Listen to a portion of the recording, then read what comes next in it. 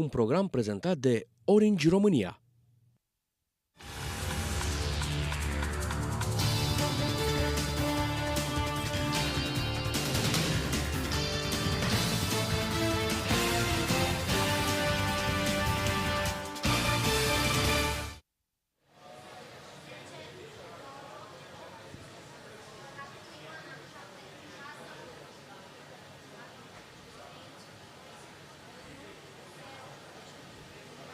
Bună ziua și bine v-am găsit! Sunt Ioana Niță și voi fi gazda emisiunii de astăzi, ediției ZF Live de la IC Fest, cel mai mare eveniment de digital din regiune. Primul invitat pe care l-am alături de mine este Brian Wong, care este fondator al Keep. Welcome Brian. Thanks for having me. Hello. So tell us a few words about Keep. Yeah, so Keep is a mobile advertising platform, but we know that people don't like ads. So our model was to change the ad to a reward.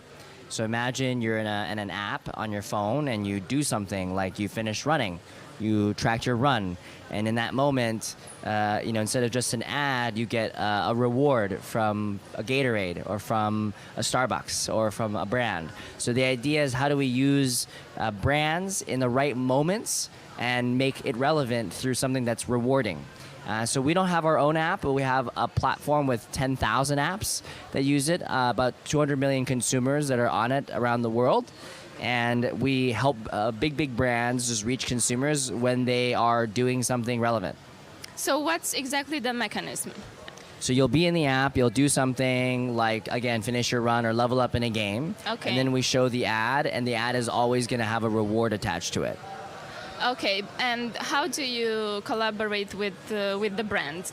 I mean, you have a commission, or how? So we have a tech platform where there's the apps on board. They put in the tech into their apps, so they put an SDK into their apps, and then we have a sales team that works with the brands. So we have a team all around the world that talks to all the brands, and they have them come in with their content. So sometimes they have a dashboard they can use to put in the ads and the rewards, and sometimes they work with our teams to build out the campaigns. And can you give us some examples of brands with which you work? Yeah, so our biggest customers in the U.S. are brands like Coke, Pepsi, McDonald's, General Mills, Kraft, Bank of America, Hyatt, Marriott, Hertz, brands that everyone knows. So mostly consumer-facing top brands. And did you calculate like the total rewards that the consumers had until now? We reward about 2 million people a day around the world. Yeah, so about 60 million rewards a month. So pretty decent amount, but we're obviously trying to expand more and more.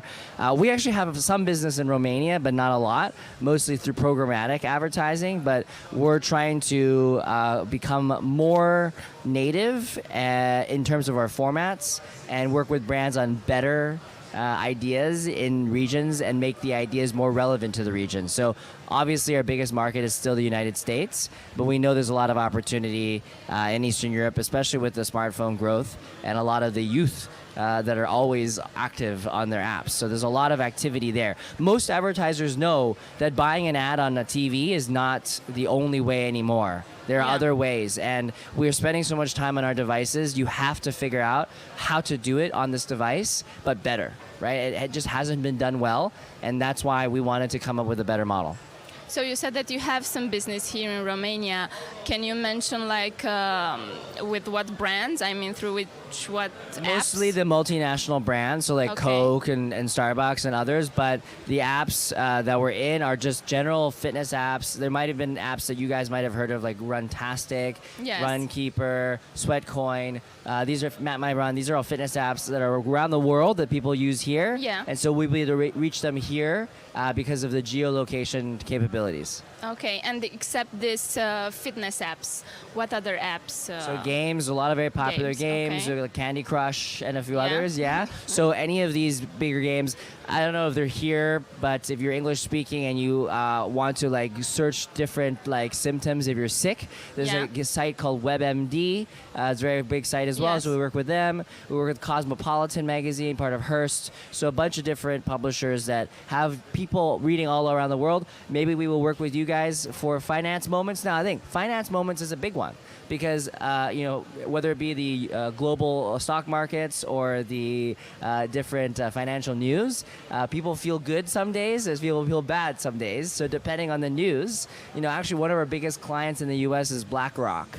Right, which is a very large they're a big financial institution, and they have also a trading platform, and there's a lot of different things you can do with finance. It's a really fun category. Can you reveal some of the key points of your speech today? Yeah, so I didn't want to be too focused on advertising today because I know that a lot of people in the audience aren't exactly in the ad industry. Yeah. And we also make up a lot of terms in the advertising industry, right? We create our own acronyms to sound smart. So what I wanted to share, though, more because the topic of the stage was around growth hacking, was Yes. around these cheat codes to get ahead. So I have this book called The Cheat Code. So you and, wrote this? I did write this book. And What's about? it's not saying to cheat because in the finance industry, cheating is obviously illegal. Yes. But what we're saying is there's cheat codes in games. Okay. But then what about you have cheat codes for real life to get ahead? So I shared cheat codes about growth hacking, about how to grow as an individual and as a business. So for example, as an individual, a couple things that are memorable, people really liked is one is knowing your superpower, knowing your strengths, focusing on all your energy onto making the strength the best, and then not trying to waste time focusing on other things. Like I'm not going to be an expert at physics, so Yeah. I'm not going to study physics just because I'm not good at it. So focus your energy on things that you're good at. And then the other one was asking. So asking for help. I know it sounds so simple, but if you don't ask for something, you're not going to get it. True. Yeah. And people just don't realize that. Sometimes they wait for the universe to orient itself, but if you just ask for something, maybe, just maybe, you'll get what you want. Okay, and like for a regular brand here in Romania that's not multinational, can you give some, I don't know, 3 advices? What should he do to be on mobile advertising? Yeah, so I think in markets like Romania, especially if you're a Romanian brand, it makes sense to do more native executions with Okay. publishers that are willing to work with you on something that's memorable. So what I mean by that is rather than just doing an ad, right? If you just do a 15-second ad or just like an audio ad or like a Yes. banner, it's just not going to work. People want something that they're going to remember. So whether you can leverage technology like AR and VR or create something that has a reward or create a new experience or use a celebrity, whatever it might be, the more memorable you are, the better. But it's also important to note that scale is less important here, right? So for example, in other markets like the US, you literally need to reach, 300 million people. Yeah. Here, maybe a couple million and you already Yeah. have critical mass. And by the way, there are going to be different trends of app usage. So the Romanian App Store, you can see which apps are big, and I'm pretty sure games are very high up there. Yeah. So when you learn about new things, like if the gaming activity is very strong, it doesn't hurt to try to partner with those apps to do something in Romania, but maybe even just in games. A lot of brands don't realize, but gamers aren't just teenage boys, right? Gamers are you, me, everyone here, because we like to spend time just to entertain ourselves, right? And that's Yeah. really important. I'm not one of the target, but yeah, I understand. But what you mean. probably Yeah. play Candy Crush or you use Solitaire. No? Okay. No, okay. You're too busy. I understand. Okay. Thank you very much for sharing this with us. Thank you. Thank you. Trecem mai departe la următorul invitat. Îl cheamă alături de mine pe Chris Hoet, care este EVP Global Head of Innovation la Catalyst și Happiness, agenții de publicitate. Și vom discuta cu el în continuare despre ceea ce înseamnă publicitatea acum, mai ales publicitatea online, aceasta fiind una dintre cele mai hot topicuri în acest moment. Hello, welcome. Hello, welcome. Thank you very much. Nice to be here. Nice to have you here. Thank you. Please, first, can you share a few words about your work and what are you doing at Happiness? Okay. So my name is Chris. I'm the Chief Innovation Officer and a co-founder of a company called Happiness. We are a creative connectivity agency, what we call. So we try and find all of the connections that humans have with brands and try and make them a little bit better. A lot of it happens to be advertising, hopefully good advertising, but it's also packaging or whatever it is. Okay. And I'm also, we belong to a global network called FCB, and I'm also heading up all of innovation for FCB worldwide. So I mix the two jobs, trying to do new things. So, what about Happiness? I mean, what kind of advertising? You focus just on digital? This is the trend right No. now, right? No. We do everything. So we currently, for instance, on one of our major clients is a hamburger restaurant, and we do the new product shoots for in the restaurants. We're Okay. doing the you know the Shirts clothing, or the shirts. Okay. We're obviously also doing their advert. We've made their website. We're doing their social. So, how can you do it? I mean, different. What Happiness has? Well, different. Happiness is not just a name that is like sounds good or whatever. It's Yes, it sounds good. Yeah. So the belief is that if you look at all of those connecting moments that you have with consumers, and we always talk about from small contentment to ultimate joy. If we can make those moments either a little bit better, or like ultimately a lot better, or a lot more interesting, or easy, or entertaining, then that creates a more happiness in between the human and the brand, and that's what we try and create. And we also, to be able to do that, we translate that internally, meaning that we will always start from a positive insight on a brand. So we'll never do a campaign, although you can be creatively really funny about this, but we'll never do a campaign that talks about what happens if you don't use a certain product. Very funny, commonly used, we don't do it. We'll ask our people at the end of the year, what would make you happy moving forward? Just to, maybe it's not making a little bit of extra money, maybe it's spending some more time with the kids, or, just it's in the values of the company, and it drives our work forward in a different manner. Give us an example of a different approach to a campaign for a certain brand that you did. There's many examples. I mean, if you Most like, innovative. no, that's fine. I'll give an example. But we do Toyota, for instance. A lot of the Toyota work is around hybrid, and a lot of the work around hybrid cars in general would be a little bit about vilifying petrol or diesel or etc. We don't do that. We'll focus on what the advantages of hybrid and move that forward, Okay. or the agility of the car, move that forward. That's what you try and do. We work on the Foundation Against Cancer, and also for that foundation, we're trying to showcase what the beautiful moments sometimes are when, the piece of work that I'll show is when a person hears the good news and something that has been positive in that process, because a lot more people can pull them up on it rather than you stress the fact that it's a bad thing, right? And it's a bad thing. We're not making it a funny thing, but you try and focus on the things that are positive or good to try and get people to feel better. I'll be showing some work later on. This is like kind of a law of attraction for positive, yeah. Yeah, I think it's important. It's almost like optimism is uncool these days. We focus on the negativity of things. We watch probably fail videos on YouTube more than anything else.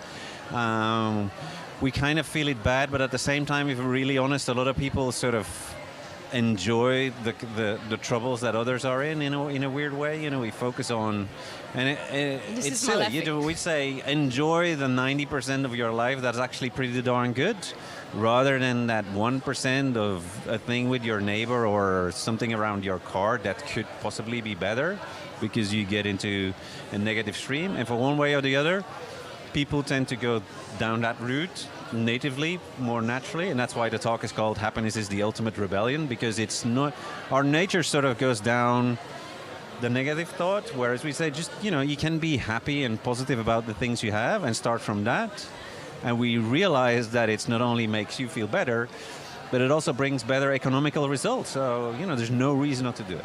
So. And about technology, can you give us an example? How do you use technology to engage we did brands many and things. consumers? So again, for the Foundation Against Cancer, talking to people about that they need to step out of the sun from time to time. You also need to be in the shade from time to time. Yes. We made a Wi-Fi that only works in the shadow, for instance. Okay. Just to give an example, we made for Tuborg, we made a bottle that if you opened the bottle, music Yes. would come out. Things like that. We made a small cover for your iPhone, Yes. together with an app that for Nivea that could smell if you need to put on deodorant, things like that. So, weird things, funny things. True. And do you have some clients? Do you work also with brands from Romania? No, so Happiness has an office in Brussels and in Saigon in Vietnam. Okay.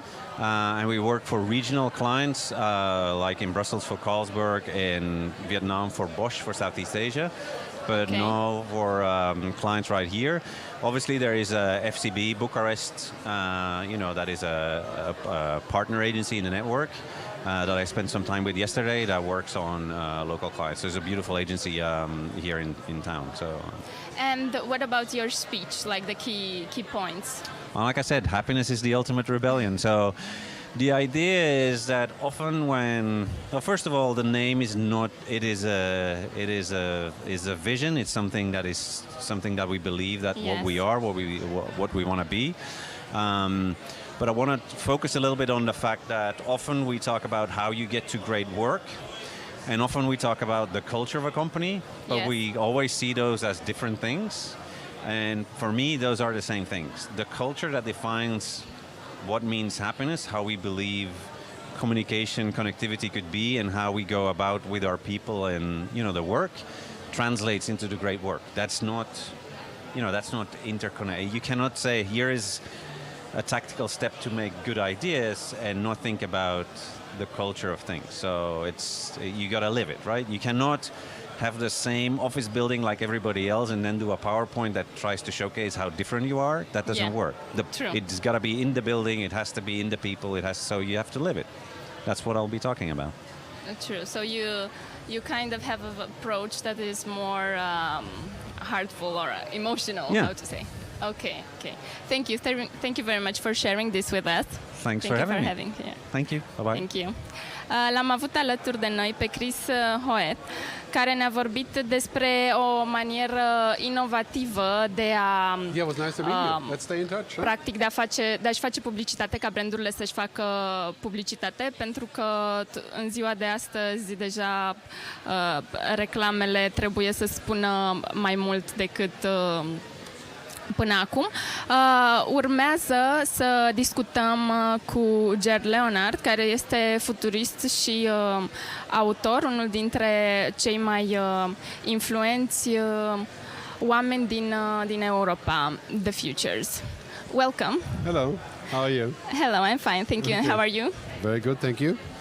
So please tell us a few words about The Futures. Well, People don't know, so... first of all, I usually said that the future will be amazing. It will not be as bad as people think. The future is better than we think because we are making exponential technological progress, and people are really misunderstanding that most of the time that's an opportunity. It is Yes. also a challenge because it will change our social system, it will change our work, our education, and that's all going to happen in the next 10, 20 years. And so I usually like to summarize by saying that the future is amazing, but we have to make sure that we have to govern and regulate it accordingly so that it stays powerful with what we want. Okay, so exactly, can you be more specific? Like, what should we do, or what Yeah, I should mean, companies do? If you look at one of the key discussions today is intelligent machines. Yes. Intelligent computing. Yes. And I think we have to make sure that we focus on what the machines can do best, which is really what I call intelligent assistance, IA. It's Yes. not to replace people, but to augment people. Right? So we should empower computers to do the hard work, like the numbers and the data filing and the routines. We should not allow or empower machines to make human decisions that we should be making. Right? So we have to create a balance. And also, I think we need to think about what happens when routine jobs like driving or bookkeeping or financial advice, when they become computerized and automated. We have to create a social structure to capture those people and reskill them, and we have to provide money for that, right? So it's a huge social shift. So technology is very powerful, but we have to put a context to it. We can't just use technology without thinking of the consequences. That would be like saying we're going to drill for oil, but we don't care what the oil does. Yeah. You know, it's very powerful, but it also has side effects. And how do you do that? How do you change like the structure of the society? I think we already are going a good direction there. We need more politics and more wise people who make the right decisions. For example, data protection. Yes. As we have the GDPR, and that is a very good step, even though it's complicated, you know. Yes. And it's a little bit bureaucratic, yeah.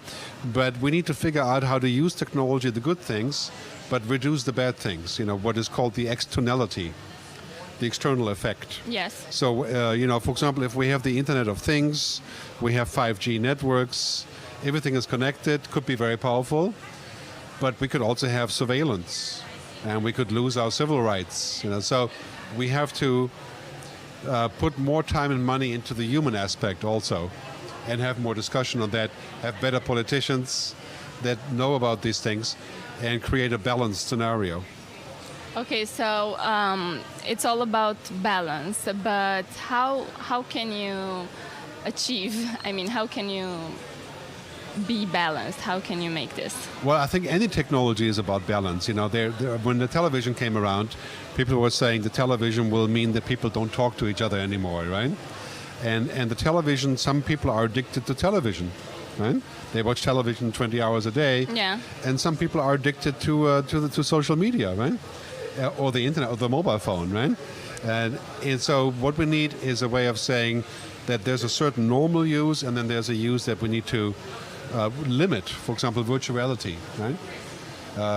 We should not allow people to live in a world of you know, wearing virtuality glasses for work. Fantasy.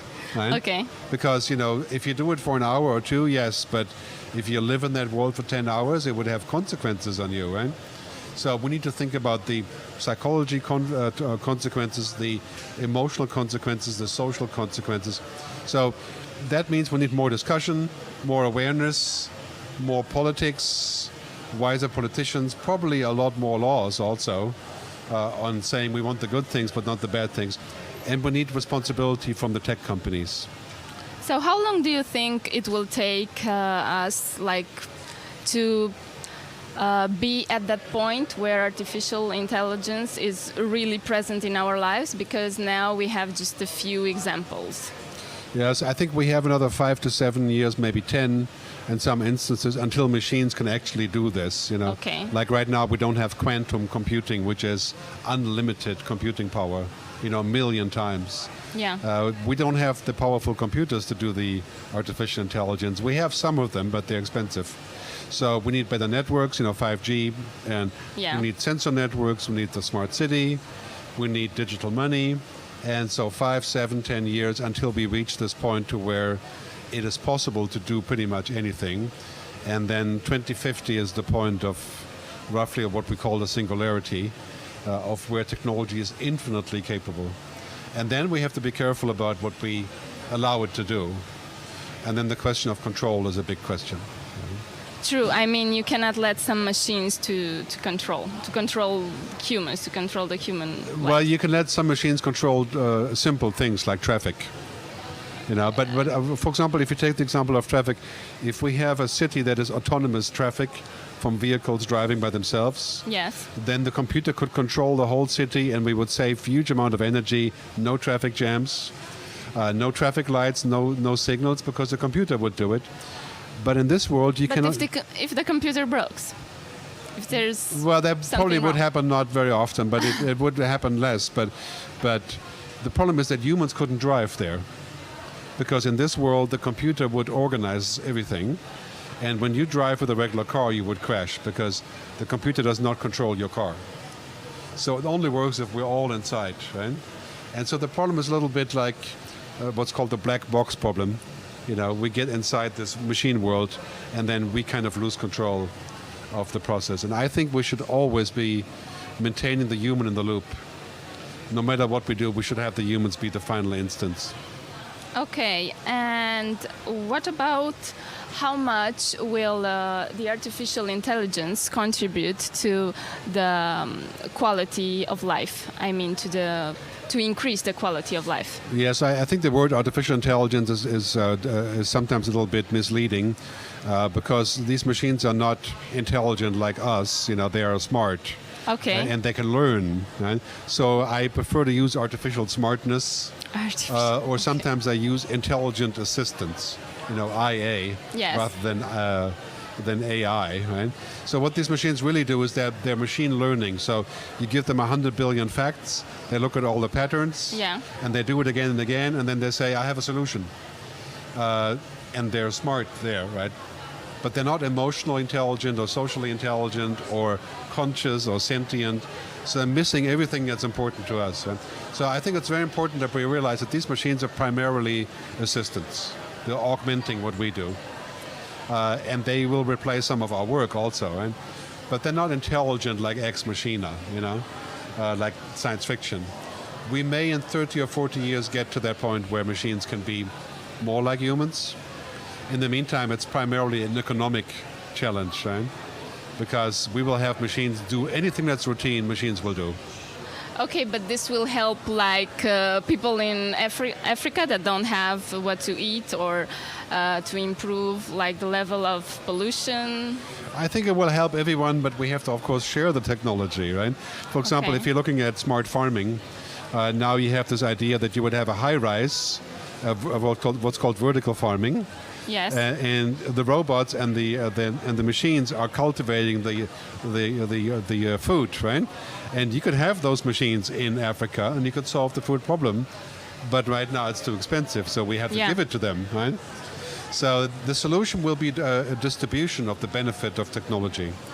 So if we have a solution for energy, we have a solution for the smart city, solution for food, we have to share it with the countries that don't have the funds. And that will be the challenge, I think, on the global economic level. So But this, technology does have the possibility of doing that. so this will take around 5 to 7 years, you said. In some cases, it will take much longer. Like energy, you know, we're shifting now away from oil Yes. towards renewable. That process is 10, 15, 20 years. And in 20 years, we will have enough energy for everybody in the world based on solar and renewable.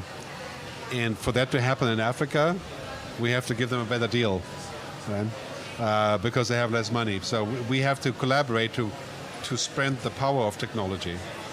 Okay, thank you. Thank you very much for sharing this You're with welcome. us. You're welcome. Thank you. Thank you. L-am avut alături de noi pe Gerd Leonhardt, iar acum vom trece mai departe și vom vorbi cu Simon Gosling, care este fondator pentru Futurist la Unruly. So, welcome, Simon. Hi, nice to meet Hi, you. What's nice your name? to meet you. Ioana. Ioana, pleasure to meet Yes, you. pleasure. Please talk about a little bit like what Unruly does. So Unruly currently is Yes. what we call ourselves the video marketplace you can trust. We Okay. take brand videos and we distribute them to the open web to trusted premium news services at scale. So we don't send adverts to YouTube or Facebook. We go to sites like the Sunday Times or Vogue or GQ, quality premium sites, and we get videos seen by the people most likely to buy the product. And we use emotional intelligence to do this. So very quickly, we'll take a video, we'll play it to an audience of 500 people. We use their webcams, they know we're doing that, and we look at their Okay. faces, we get their permission. We ask them to write down what they think of the film. They just score it, so that's conscious. But their webcams show their facial expressions. And we're using artificial intelligence to look at their faces, understand how they feel about the video. And what happens is you can show it to 500 people. 50 people love that video. You think, who are these people? Let's send the video to them at scale, either nationally or globally. And so, like I say, we're a video distribution company that gets the video seen seen by the people who are going to emotionally respond best. And emotion sells products. Nielsen reports said that videos that score high emotional scores can sell up to 23% more products. So it's not just fluffy emotions. It really is a powerful way of engaging an audience. That's what we do today. Okay, but how do you do? So if you post a video on Sunday, you said on a Sunday Times, which Sunday is a premium Times. newspaper. Yeah. Okay. So I mean, how do you know that it will have that person that reads and sees the video will have the same reaction? I mean, emotionally. So when you test it to an audience Yes. of 500 people, you're looking at who is going to respond, who responds best to it. And when you see those 50 people, you look deeper at those people. You understand who they are, what demographic they are, and once you've decided what audience that is, you then send it to that audience at scale. So you know that when you're distributing the video, you're not just sending it like television adverts were just sent out to everybody. Yes. And it wasn't personalized. Whereas with artificial intelligence and emotional intelligence applied to video distribution, you can really make sure that you're reaching people who are the type of people who look at those websites, who go to those websites, and you make sure that they're the people seeing it because you know that they're the most likely people to buy the product. So you're really focusing and targeting who you're delivering to.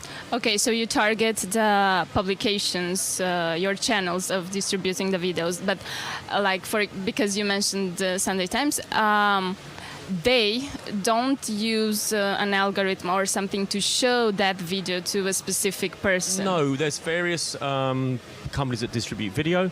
Okay. And what our job is to make sure that we get video to the publishers and that the publishers get it seen on their pages. But that's what we do today. What I'm really about is I'm a futurist for the company. Okay. And what I'm looking at and employees to do is look at what the future of the company might be in this world of artificial intelligence, voice, computer vision and augmented reality. I'm really looking at how the connected home. I've built a 2,000 square foot home in our HQ because the connected home is changing advertising. Advertising was once interruptive and it was sent to everybody. You know, you're watching the TV and there's an ad. Mm-hmm. And advertising is not going to be interruptive anymore. It's going to be personalized and it's going to be useful messaging when you want it. The consumer is now in control. So instead of the brand saying, watch my ad, the consumer's now asking questions. What bike did Chris Froome use to win the Tour de France? Where's the best deal?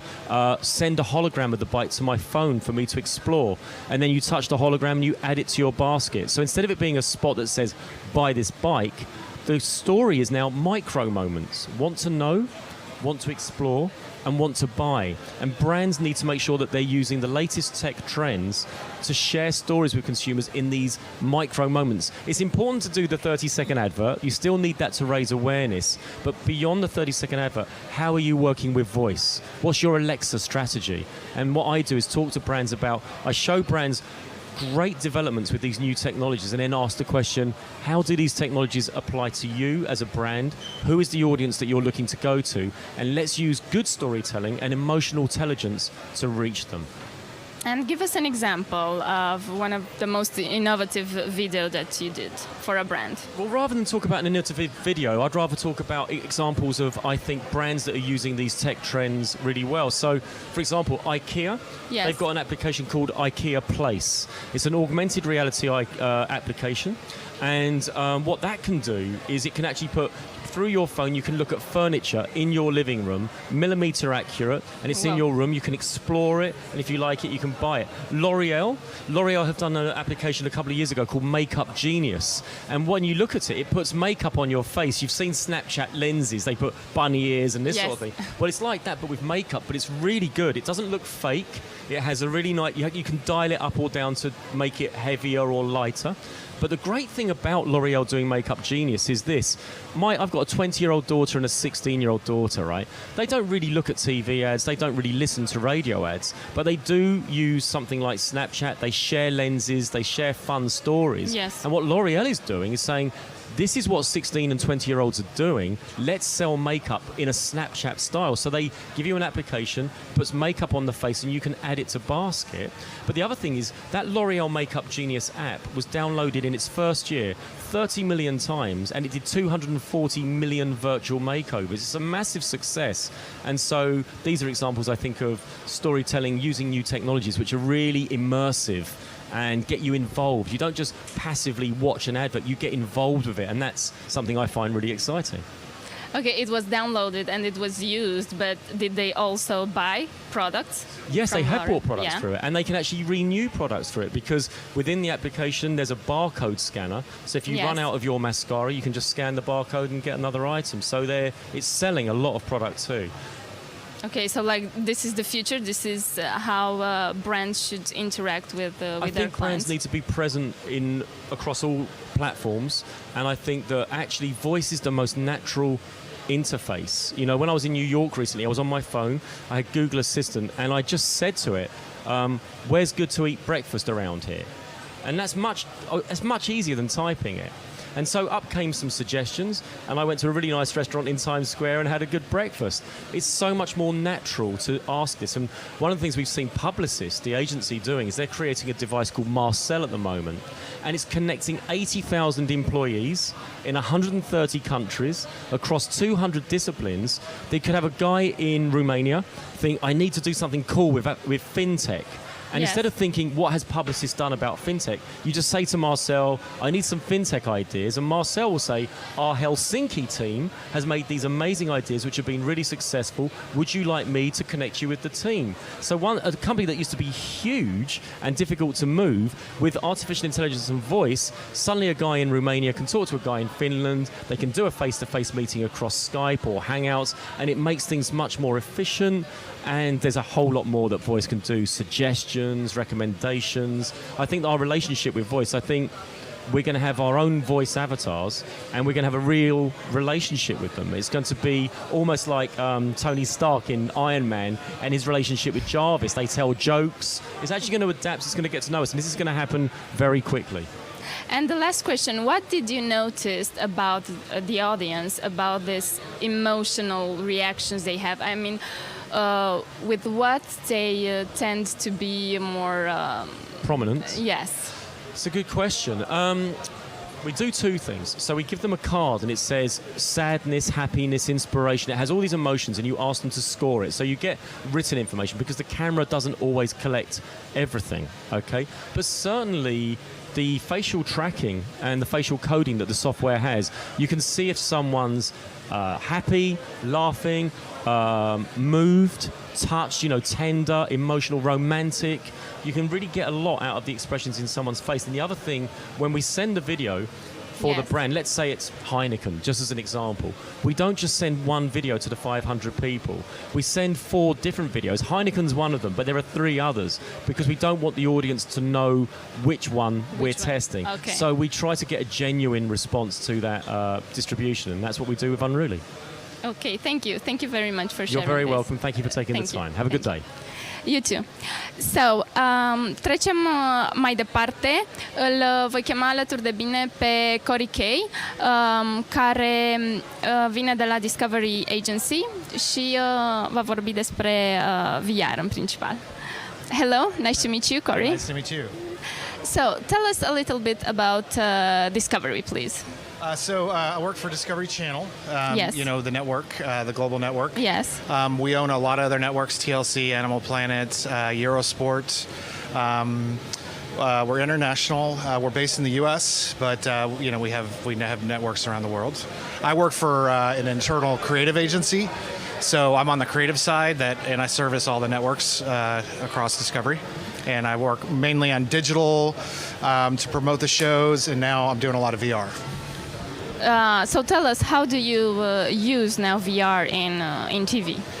It's been really fascinating. What we did is I'm here actually to talk about our super fans, and what we did was we really listened to the super fans, and they wanted to be immersed in the programming a little bit more.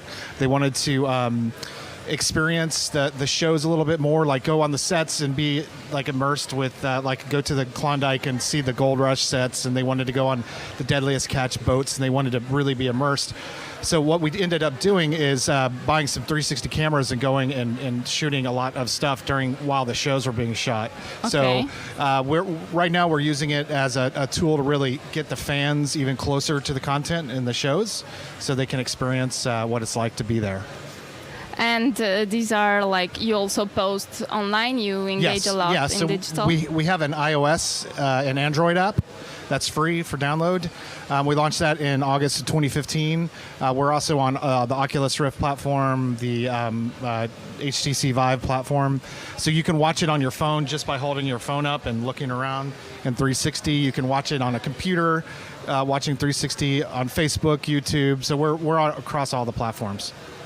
So this is like a way of channels, TV channels, of being like updated Yes. with the technology now. Yep. Okay, so what other things are you doing to be updated with the latest technology and to engage with the youngest generation? Yeah. That don't we're- watch really TV. Yes, exactly. I mean, Discovery is heavily involved in TV everywhere now. So we have an app called Discovery Go where you can watch, the programming anywhere you go. We also, we have the VR app. We're starting to get into augmented reality as well. Yeah. Which will be another app on the phone where you can see extra content right there in front of you, or you can beard yourself, one of the characters. So we're really just trying to play around with all these new technologies to connect the super fans with the content. And how much do you invest in these new technologies? So far with Discovery Discovery VR, I mean, we had a really meager investment of about $500,000 US, which is Okay. not very much. But at the moment, we're at about 5.2 million downloads for the app, and I think 177 million video views. So it really paid off a lot. Augmented reality, because I work for an internal agency, we're just using internal resources and just playing around with it until we really go big with it. And the active users, I mean, because probably there are people that just download it, they use it once. Yeah, they use it once, and yeah.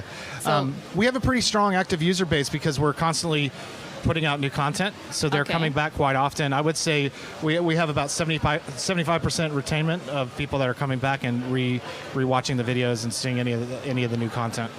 And from where are the users? Like mostly They're global. US? I mean, They're mostly US. Mostly US, okay. US, UK, but we have a lot of users in China. We actually have a lot of users in Romania. global. Really? Yes, because we shot a Harley and the Davidsons here, was filmed here. So when we released the Harley and Davidson's VR experience, we explained that it was shot here in Romania. So we saw a huge uptick in downloads from the Romanians. So I would say Romania is like 5th on the list as far as VR Oh. users. Yeah. Okay. Yeah. But That's, so top 5. yeah. We're top 5. Yeah, it's great. It's great. Okay. And like, what's next? I mean, in the next 5 years for the TV channel. For the channels, I can't speak to that. I mean, I can see. My space is more digital, so it's more the in the digital So space. I would say, I mean, a huge major push in VR for us to continue into that space, where it's not just VR video, but actually room scale experiences where you can like move around a room and dig for dinosaur bones. Really bring in our fans into the content and actually playing games and being involved in it more so than they're doing now with the 360 video. Also, I really think augmented reality is going to be a big deal, where if you're watching Gold Rush, you can have all the claims on your coffee table and see how they've grown over time. So it's like this second screen experience that's augmented reality right there in front of you. And the TV Anywhere is going to continue to grow as well. And from the users that you have for these apps, like their age, they are between. I mean, guess we're you 18 to studied the 55, so target. Okay. It's interesting. I wasn't super confident in the beginning that, because we have a lot of 50-year-old white guys sitting around watching our network. I wasn't sure that it was going to take off with them, but we've seen some of the feedback, and it's resonating from the 18 to 55. Running the whole gamut as far as who's playing with the app. So it's not for it's the not just the millennials. kids. Yeah, it's not just the millennials. It's the older people as well. They're the ones that seem to be most impressed with it. They just cannot believe you can look around, and half the time you have to remind them to look around, because they just look in one direction. They think that's cool, And then, I don't know, it's pretty interesting. So actually for them is more attractive because it's something very new. Like Yes. Young generation now it's used to smartphones Yeah. and tablets and they take it like for granted that Yes. this technology exists, Yeah. right? I think it makes them feel cool. It's, yeah. I see. So about your speech today here at IC Fest, what are the key points? Really, I'm here to talk about how we, as a 30-year-old media company, how we use this new technology, VR, to sort of reconnect with our superfans and reconnect with our original mission of, Discovery's always been about taking people places that they can't normally go. And VR is just absolutely perfect for that. So I'm here to talk about how we reconnected with our superfans through VR using that technology. It's been a pretty exciting ride. Yeah. So you take people to places They normally never can't been. go. Yes, Yes, can't just go. through the app, and people love it. They really love it. We've been all over the world shooting VR over the last couple of years, and we put it out on the app, and people love it. They take a gondola ride through, Venice. They can go to the top of Everest. They can, we take them all kinds of places. So. But this can replace like a real experience. No, of course not. Definitely not. Definitely not. But it can inspire people to go out and actually want to go see that for themselves. Okay, and yeah, actually it could be an option for people, I don't know, that have some problems Yeah. and they cannot travel or Yep. something. Yeah. It's a way for them to Yep. to see some beautiful Yeah. places. Yes. Yeah. Ok, thank you. Thank You're great. you Thank you. very much for having here. L-am avut alături de noi pe Corey Key de la Discovery, care ne-a vorbit despre cum realitatea virtuală și augmentată poate schimba acum interacțiunea pe care o au televiziunile, canalele TV cu audiența lor.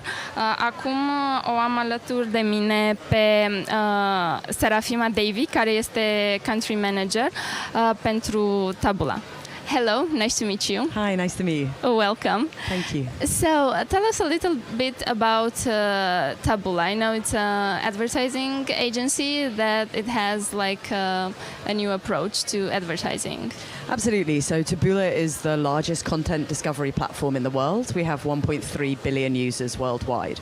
So we work with publishers to help them monetize and optimize their content for long-term agreements for 2, 3, or even 5 years exclusively, to help them understand how that they can, what they know about their users, how they can give users the experience they need, while at the same time generating revenue. And then we work with advertisers to help them find new audiences, to extend their reach, and to allow users and readers of independent websites to find out about new products, things that they don't know even exist. So that's why we're called a discovery platform, because we allow users, people like you and I, to discover things we never knew existed that we can't put into Google because we don't know what it is yet. So how do you do that exactly? I mean, So that's a very good question. We have 400 developers who work every day on our technology, on our algorithm, to use thousands of data signals to recommend to a user a piece of content that they're likely to be interested in. So imagine you go onto your website, to your news site, you read the article because you've come there to read the article, right? You want to read the content. You don't want to see an ad in the middle. You don't want to see something flying all over the place. No. You want to read the article, right? So you get to the bottom of the article, and now you're in a phase where you're like, okay, I've read the article, I'm ready to read something else. So Taboola's technology will identify what kind of content you might like to see based on where you were before, what's the content on the page, what did other users engage with who read this content, what kind of subjects might you be interested in, and we will then recommend content to you. That might be editorial content, so another article from the website, or it might be a piece of sponsored content, so an advertising advertising placement to drive you to that advertiser website.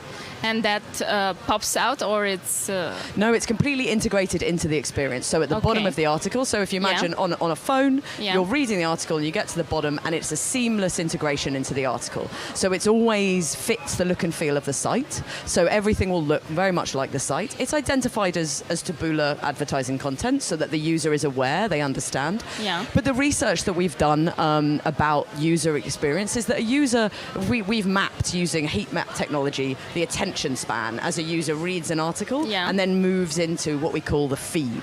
So imagine, I'm sure you have Facebook. Do you have Facebook? Of course. So you pick up Facebook and you scroll, right? Yeah, yeah. So that experience is something that we take to the open web. Okay. So you're reading a website and you get to the bottom of the article and there's a scrolling experience Yeah. below the article, both on desktop and on mobile. So it's taking that experience that you understand, that's non-intrusive, that's not disruptive, and it's putting it below the article on a content website and allowing publishers to take control. This is your content, right? Keep it on your site. yeah. You know, you can give it away to bring people there, but then you want them to stay on your website. True. You want to monetize them and you want to show them stuff that they want to see.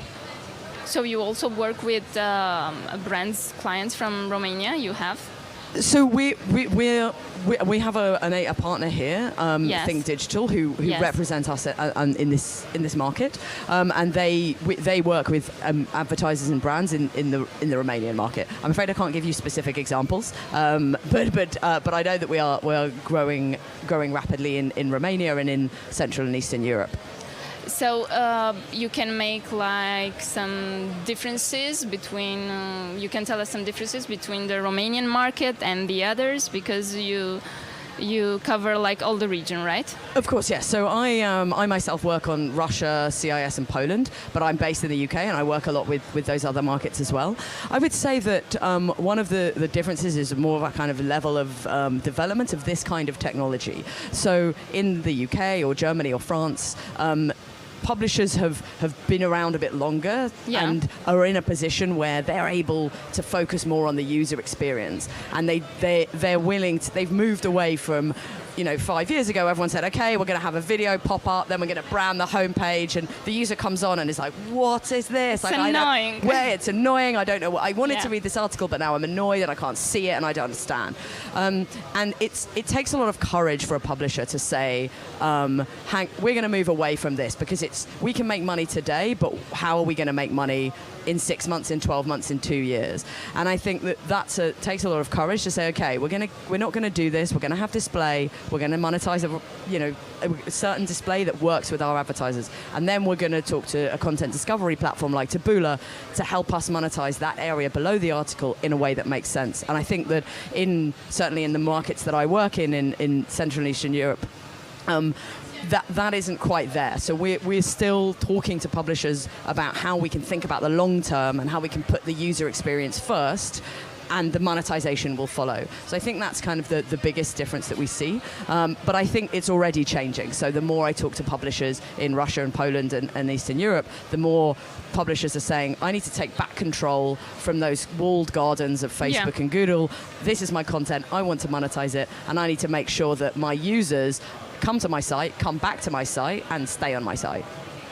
So now, kind of in all over the world, Facebook and Google, they are taking like more than half of the advertising marketing, like on digital or all of this. So what other ways are for a publisher to engage with their audience, not through Google or Facebook?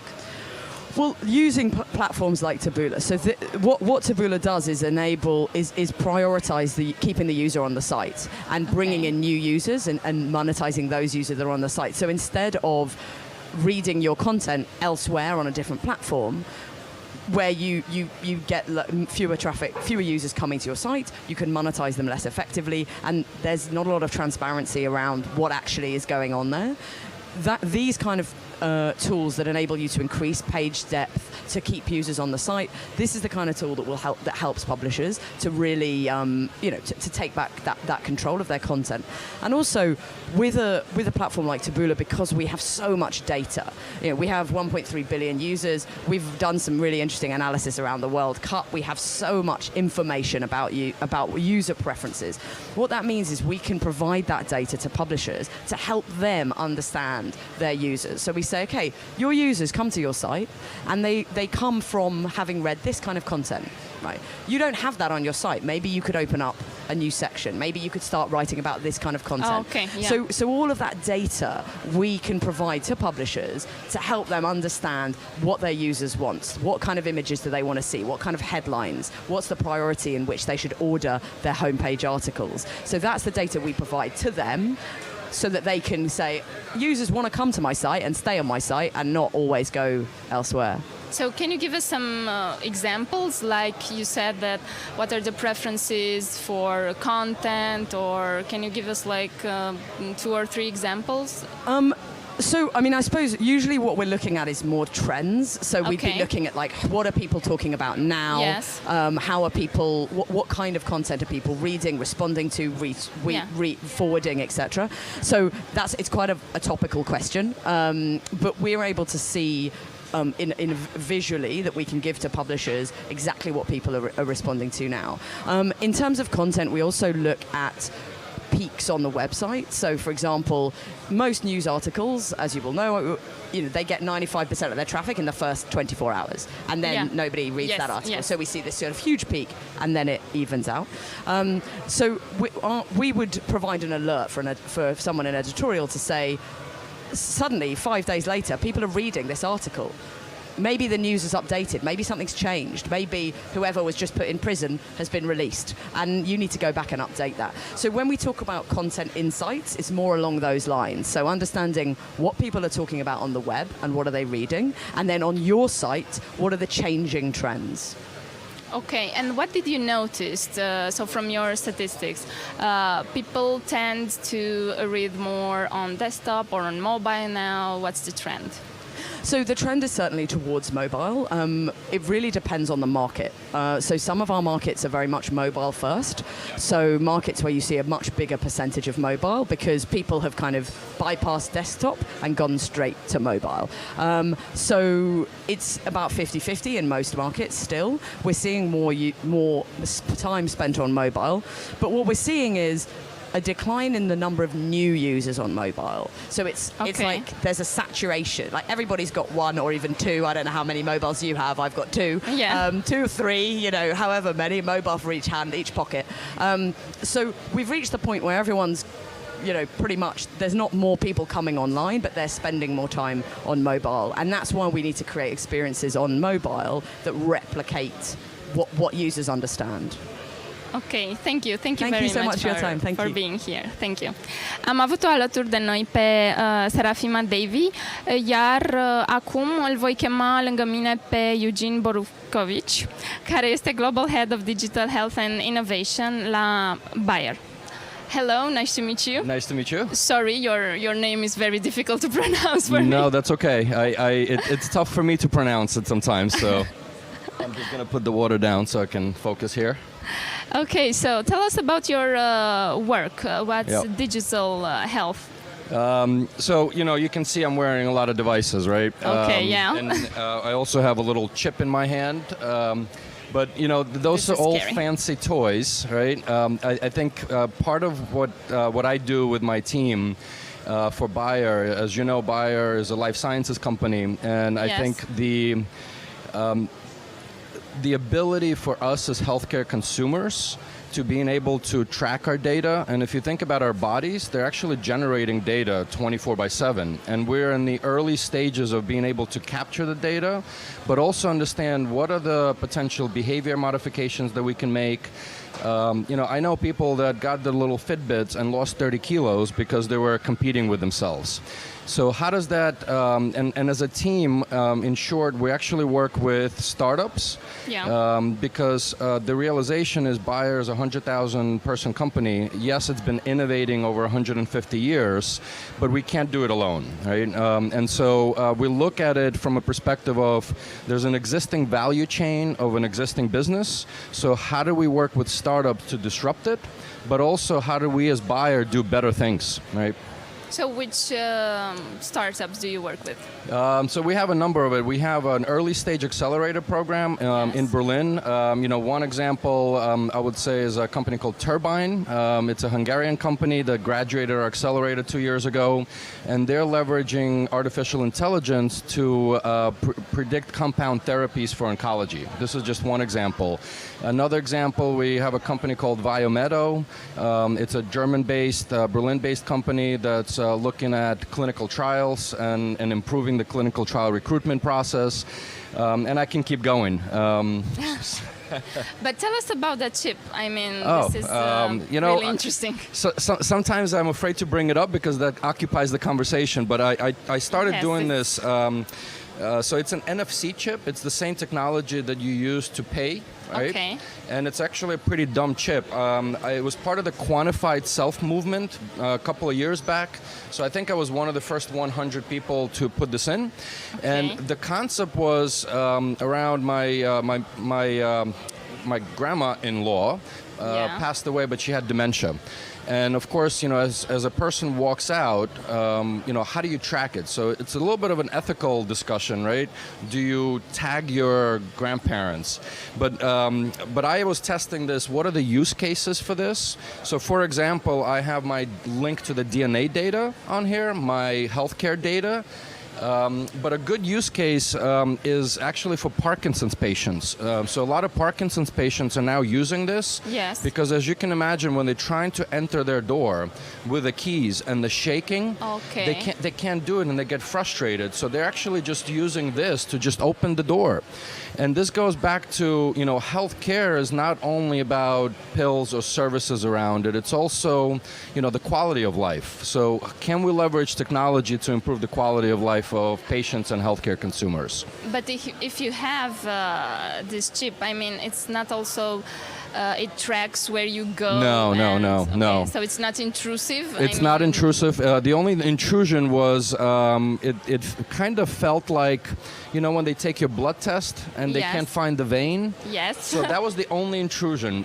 But otherwise, unless you're near the phone, it's pretty dumb, right? So it gets powered up by the phone. By the phone, okay. And if you think about it, all it is, it's just a USB drive. It's somewhere you can store data.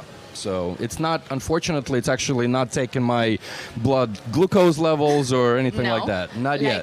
So what kind of data can you see on your mobile based on the chip? So right now, the only thing I see is a link to my DNA data. Okay. So I did a 23andMe test 5-6 years ago. Yes. And of course that's sitting at 23andMe, but I extracted my DNA data. And now, if I want to just be able to access it, I just kind of go to the chip and I look at my DNA data. So it's still experimental, right? I see. Okay, this is really interesting. We could talk a lot about 2 hours this. easily. Yeah. Well, thank you very much for being here. Thank you. Thank you. Pleasure. Aceasta a fost ediția noastră de astăzi a ZF Live, transmisă în direct de la IC Fest, cel mai mare eveniment de digital din regiune. Vă doresc o zi bună în continuare. Vă mulțumesc!